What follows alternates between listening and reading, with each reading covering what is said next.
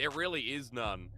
Cage around him and beyond are the ones who want to gap close. They're the ones who want to go all in. So, you know, for Meta Falcon team, their mid laner having a bit of comfortability, and, you know, it's part of the scaling element that's added to this roster. I don't know. It's a fun draft, but yeah, I'm curious because Beyond Gaming getting what I would say are 4 of the strongest meta picks right now handed over to them.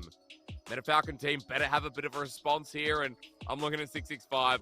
I'm looking at that mid lane Veigar to see if Meta Falcon team can get a bit of an upset and keep Beyond Gaming from moving back up with the other 4 big boys of the league. MST, they could definitely gatekeep BYG here and make a strong statement themselves if they find this upset. Would move them to 4 wins and close the gap between them and BYG. As start, it's just going to be a 5-point start here, which I would say favors the side of BYG. They don't really want any shenanigans. And for the side of MFT, like, you want to try and hide the Nocturne pathing as much as possible. That's the key point for their start. So they want to make sure this Nocturne gets to level 6 as speedily as possible. Gets himself a crab. 2 would be great, but a crab is necessary. Okay. They do want it. Okay, Minji's not caught out. Shield of Daybreak is the start. Minji with the start of that lane. That's just not good. That's actually really, really nice trade. Getting that HP burn onto Minji is rocking the Dorn's ring. So more of the durability rather than just go full on sustain. So thankfully he's up against the Veigar, which isn't known to be lane dominant, but the range could play a factor now. Hong2 could look to just weave in as many autos and walk more or posture more aggressively because of that missing HP. I mean, the HP, you're right, it is actually quite massive. I feel like Hong2 is going to have a pretty good lane here, and we'll have to watch out. Minji started Abscond Abduct, but Hong2 already just adding little layers to this DPS as he starts Q.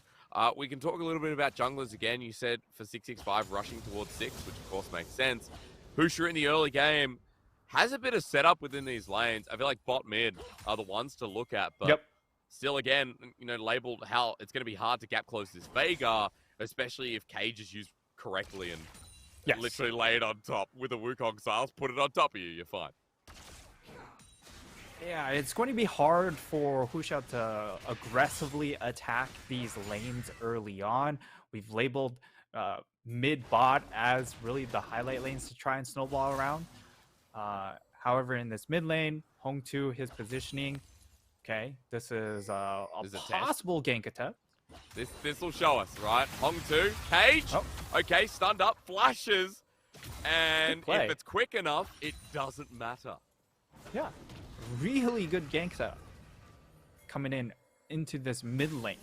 That's a nice flash burn. It helps equalize the sustain difference, right? As Minji, he actually hasn't even popped a single one of his potions. Might be far. Takes a turret shot, but still kites away from the W out of Hong. Oh my god. Missing quite everything. I mean, really good kiting from Minji there. A little fancy footwork to get the better trade. Yeah, now look. 665, he gets to help share some of that EXP in this mid lane, top lane fight. It's okay for now, just tanks battling it out. Even though Sejuani, a lot of the time, people get surprised winning the matchup in the early parts. But yeah, Lakai's still leading in CS up there. And as you said, sharing experience with 665 as he gets Scuttle. Level 4 on this Nocturne with half an EXP bar to go. Drops a deep ward, no camps up in the top side, but well and truly on the way with the CS lead and having a really good start to this early game. Yeah, this is a massive EXP lead coming in for 665. He is going to be well underway to hit level 6. And now over in this bottom lane, like this was the other lane we highlighted. Hey, this is a possible lane to try and snowball an attack with this Wukong pick. However, you know, Zeri not exactly known to pack in tons of damage early game, right? Yeah.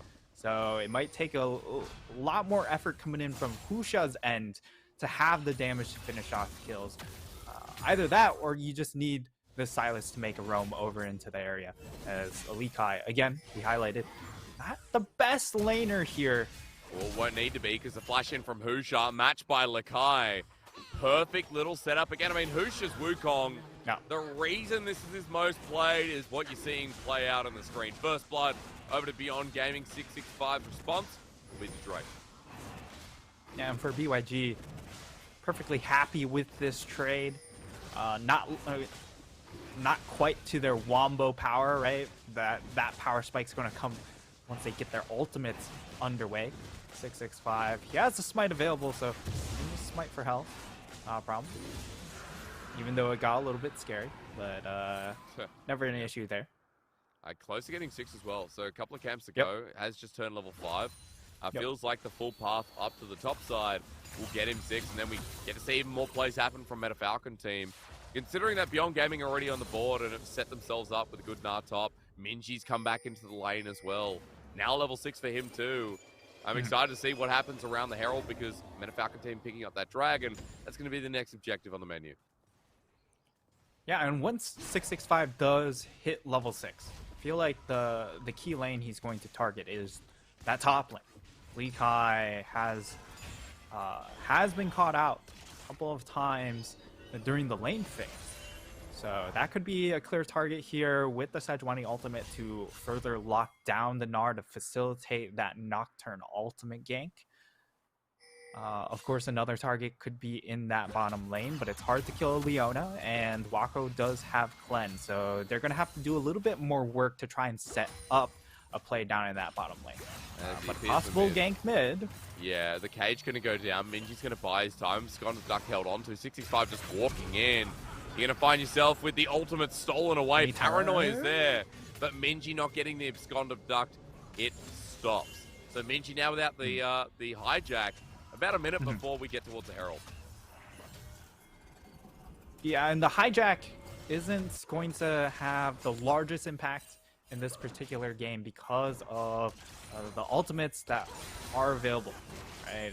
Yes, you have a little bit of utility with the Rakan. You can pick people off with the Sejuani ultimate, but there's no big damage ultimate that you would usually see that has Wombo potential and also packs a big oomph to it. It's going to be mostly just picking the best utility CC sort of ultimate in each instance, whether or not it's the Nocturne ult or one of these other CC ults.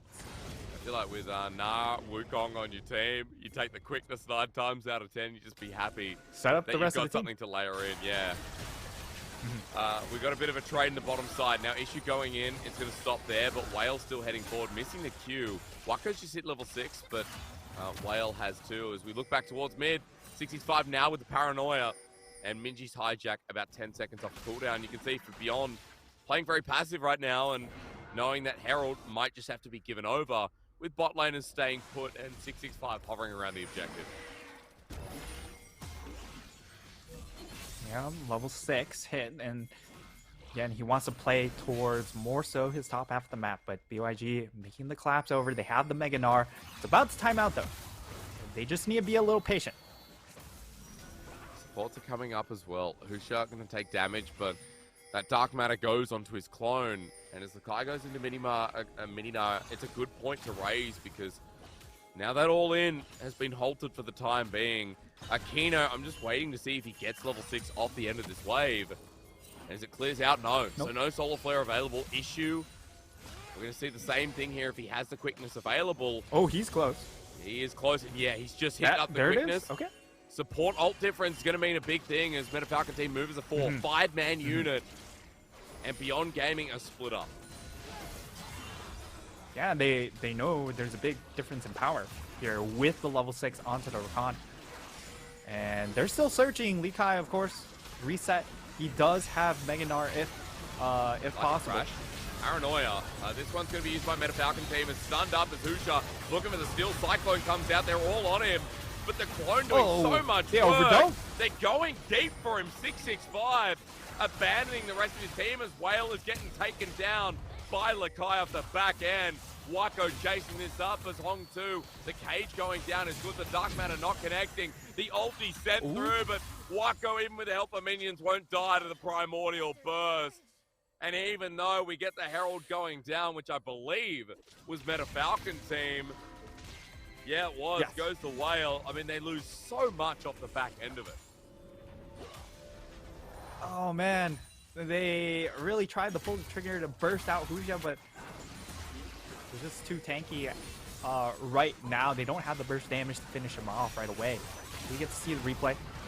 They are split from the side of BYG, and MFT, they aren't able to collapse onto one side of the play, and just not quite enough damage onto Huja, and because of that, they've just overinvested resources. Right? They've stretched themselves thin. Yeah. Now their backline able to find really any purchase in this fight, and they just kind of, because of their formation, they just crumble. So BYG, they come out with a big win here, even though they do drop the objective. It's fine because the extra gold is going to help them out here, and this is a much more stable composition, whereas MFT, they got to get a little bit fancy with how they attack in these team fights, because this is definitely an unconventional composition coming out from them. Yeah, super different. So at least the dragon stacking means that for Beyond Gaming, they're going to be in a position where they have to fight. I feel like Meta Falcon team, now that they're 2k gold behind though, we can start talking about the items they're going to be facing up against. Lakai will be close to getting that first item up on the top side. Most likely the Trinity Force, where, you know, we've got Minji close here. Noon Quiver in the bottom lane for Wako, as we're getting a bit of a setup here too. Husha's moving into Brush. No vision to spot him out. 665 with the Paranoia in the top side. He's going to go in with the Glacial Prison. Meganar not available as Lakai flashes away, but let's just hope the bot, because this is going to be the response from Beyond. And a little bit mis-executed with that play up top side now. Let's see. And Zenplay going to start it off. Cyclone under turret. Yes, it is. And as they tank up, I mean, Kino getting close, but it's so well done. Beyond make it clean. Wako gets the kills, and there you go. That's clean execution, while Meta Falcon team lose out on the cross-map play. Yeah, again, like, for MFT, it was a clear target that they would just look for that play up top side, because that is really the only target that they can try and isolate out easily and try and burst down, but they mishandled the CC layering.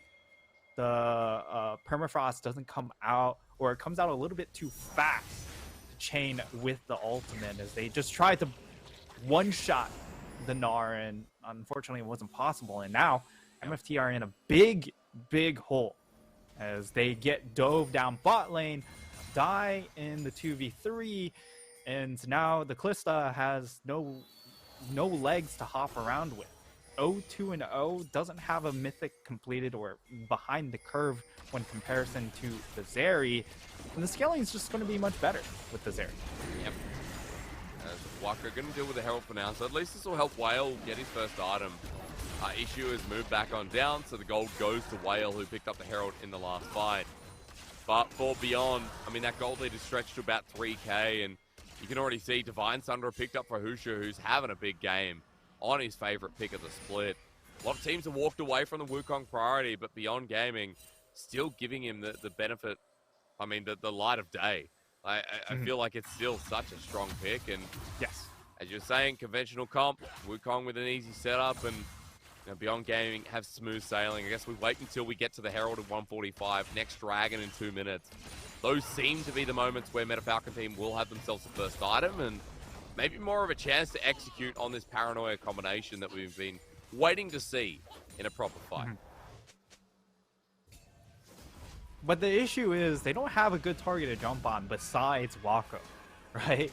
And the stars do have to align a little bit to actually find the pick onto him, because he is rocking the cleanse, and he does have shield bow completed.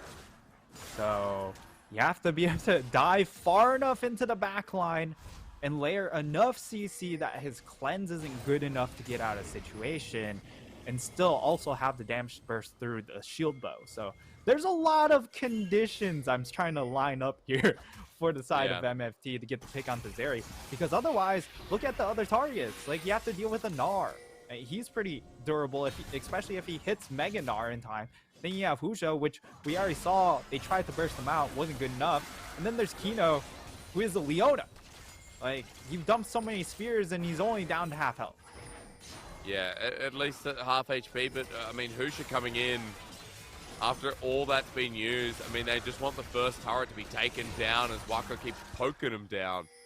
With the Immortal Shield Bow mentioned, it's so easy at this point. 665 hovering, but for the time being, I mean, as Husha walks away, I don't know, how do you lock her down? That's question number one. Can you kill her? It's question number two. As with Stride Breaker still feeling confident, but Husha has never left. He's on a massive loop. Oh, Wako's just taking the turret right in front of their faces. And they can't do anything about it. So now it's jungle pressure being asserted by BYG, which also means they have priority around this dragon. That's a lot of vision denial coming in, and MFT are going to be... It's going to be rough trying to get into this dragon. They don't have the gold to also fight the dragon. So, I mean, the best decision for MFT is just to give. Give it away. Yeah, I mean, they're going to try their luck. Because I'm like, wait, are they actually going to contest this? I mean, no one's here yet. Lakai without a Mega Gnar. That's the steal attempt as Husha now has to pop the ulti. The Dragon take it for Beyond, but they want to make their way out, or at least bait it for now. And okay, they find one kill. The solar flare of gods from Kino. Minji looking for Wako's his on window, and he's found it. But get Wako on the backside. Look at Minji. Oh my Absolutely God. Cleaning house, and that even in the no damage. But Wako does the same. 10-1, Beyond style, all for an attempted steal from Meta Falcon team. And there's just no grounds to play for the side of MFT. They're too far behind. That was an objective. They could have just gone for a steal, but they commit to the full-blown fight. And that's just incorrect all around. We'll see the replay. 665, he jumps in, and it felt like, hey, they're all split. We can try and make the play, right?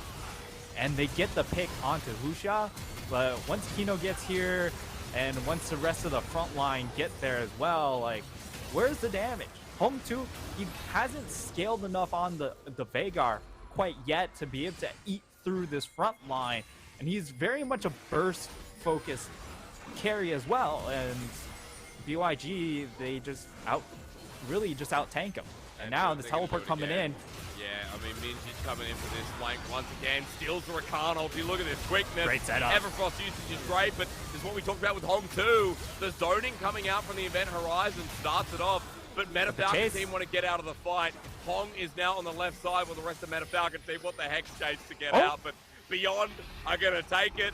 Here comes Husha onto 665. Minji behind him will survive with the Kingslayer. The Chain Lash into Golden. Hong wants to kill him, but he can't. This Veigar pick, great in theory, but hasn't worked out for Meta Falcon. Beyond now 7,000, 8,000 gold ahead in this game in the toilet for MFT. Yeah, and for Home 2, even the Rift is working against him, right? As the Veigar, he wants these really organized front-to-back sort of play, but Hexgates definitely make that even harder for him to just focus on one side of the fight.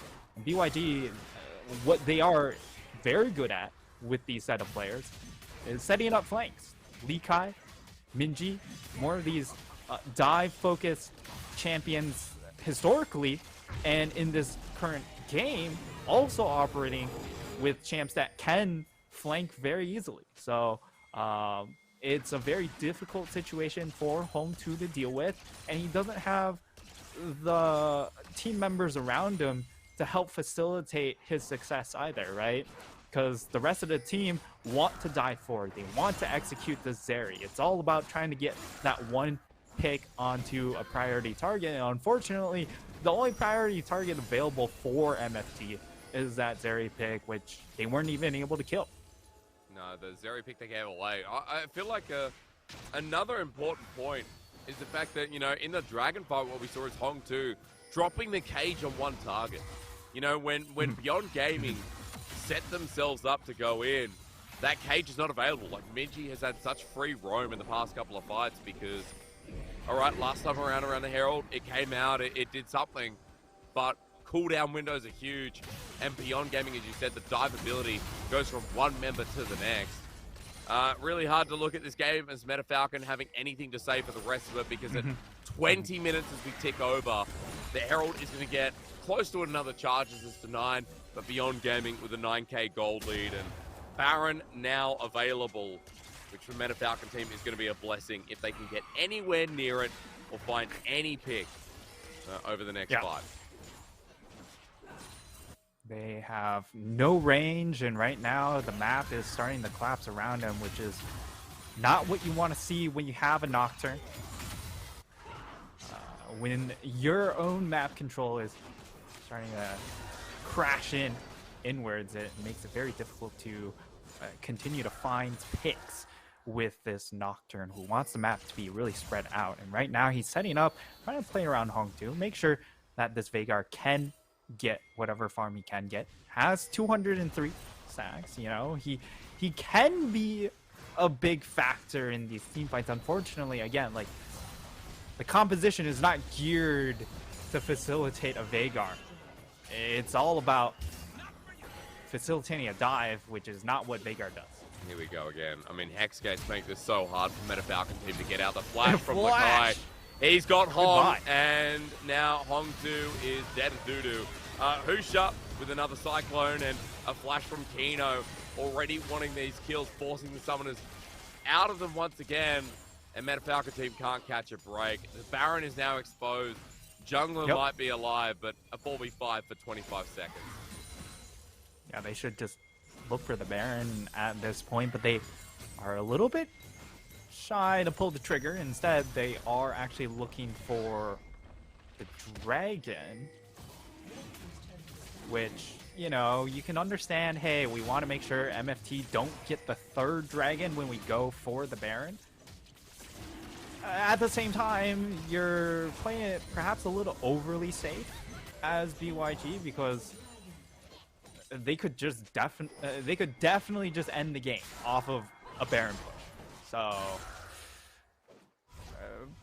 you know, perhaps a little bit too shy, a little too gun shy, I should say. Yeah, maybe after the last game. I mean, to be fair, Beyond Gaming have been the cleanest team we've seen this split, and when we talk a lot about their 1-3-1, we talk about how this team operated, at least in spring. For Beyond Gaming, it definitely feels like they're just kind of dotting the I's, crossing the T's more so than usual. Getting mid-push now, they're moving towards Baron, having taken Dragon off the board, off the force from MetaFalcon to potentially get the Soul. Now that that's gone, you can see Beyond are trying to bait out and clear vision, while setting themselves up for this objective that, as you said, would make the push absolutely devastating. And now the next issue is just, how does MFT actually get into the river area to contest these objectives? Because there's just so much control asserted by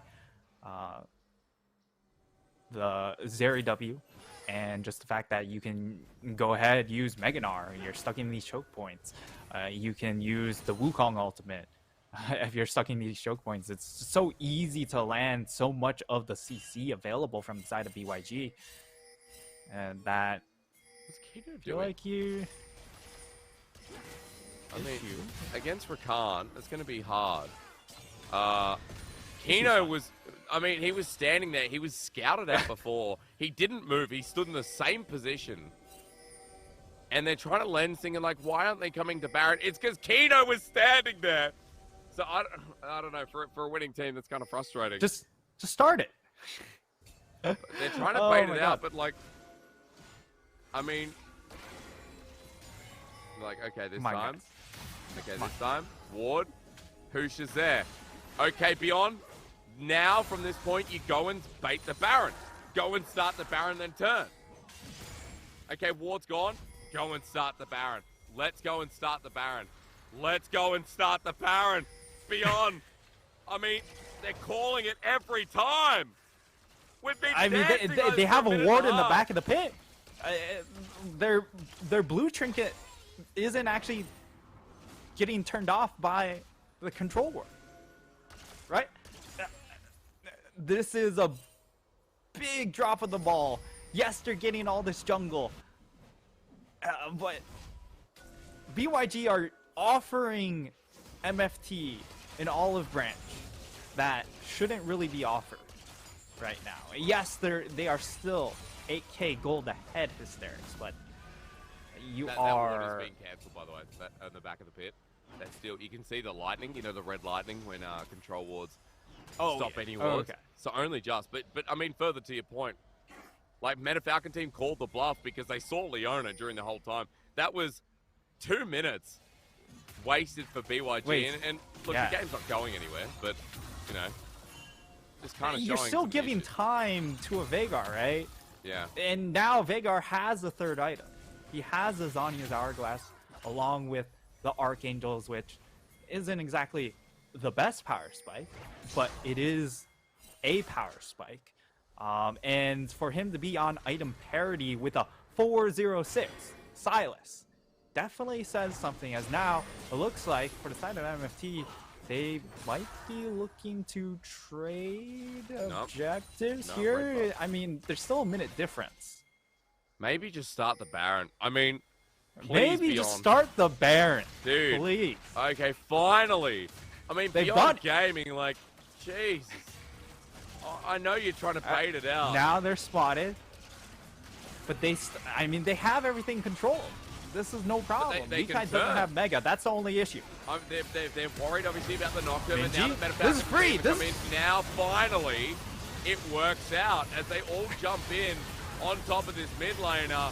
You can see Wako's untouched in the backside. Good cleanse on the Hong too. And we finally get what we've been waiting for. The Baron bait's there. The flash here from Wako. He has He's just tanking tower. Range. Oh my god, we waited so long, but at least Beyond finally did what they were setting up for about 5 minutes ago. Hey, you know, you can't fault the team for playing to their win conditions. It might be slightly delayed, maybe overly delayed. They check all the check boxes. Hysterics. About 10 times. You know, 10 different times. And that's fair, right? Like, I feel like when you're going up against Nocturne, Rakan, Sedge, you're like, okay, their ability to lock down and steal, you know, is a threat.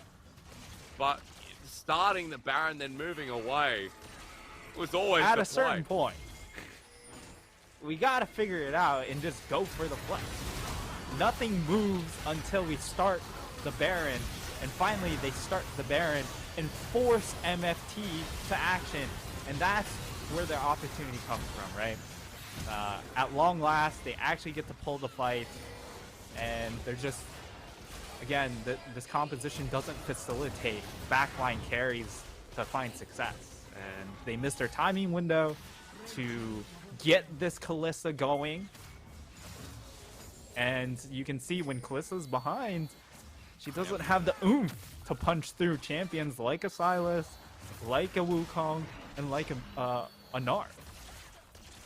You know, hasn't been able to do much this game at all. Like, Beyond Gaming have 19 kills versus 2 of Meta Falcon team. The gold lead is 13,000. And Beyond still, I mean, a 13k gold lead with no inhib turrets, by the way. It's just an astounding game with how much they've taken away, but I guess, yeah, being critical of Beyond right now because this game's still going. It looks clinical from here on, but I'm kind of wondering how they close it out.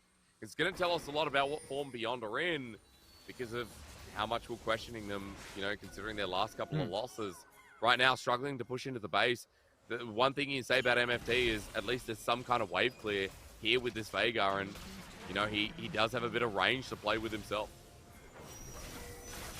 Yeah, but unfortunately the rest of the squad don't have that same range, so they need to look to try and find a pick, split this fight. Cleanse again, this time sorry QSS as they go for the all-in, double paranoia. As look, there's no Nara in the fight, and AoE's given over to Hong too. The Fate's called a save issue. Lakai jumps on in, and there's no wave. I mean, Beyond Gaming are low. I don't know if you can keep sieging. Next wave is coming in though, and they are getting some health bars back over on the side of MFT, but they don't have the ultimate econ to force this fight. Well, on to backed away. I mean, surprised. At least inhibitors go down. Wait, did you go? The Wukong's out I here? went all in. And yeah, with no Wukong, I mean, he wants to come back in. There's the ult shock again, and Wako is in the middle without a cleanse, so has to play it safe. Gets the jungler. 665 just walks up to a Zeri. This game is interesting, and with a double kill going over, it's going to be over soon. Beyond, I thought they were going to stop there, but never mind. Beyond have all 5 members. They might be low, but the damage is now out of the equation. A 30-minute win, however slow it may have been, is still a win for Beyond to put them back to the top. Beyond Gaming, they clear any problems that MFT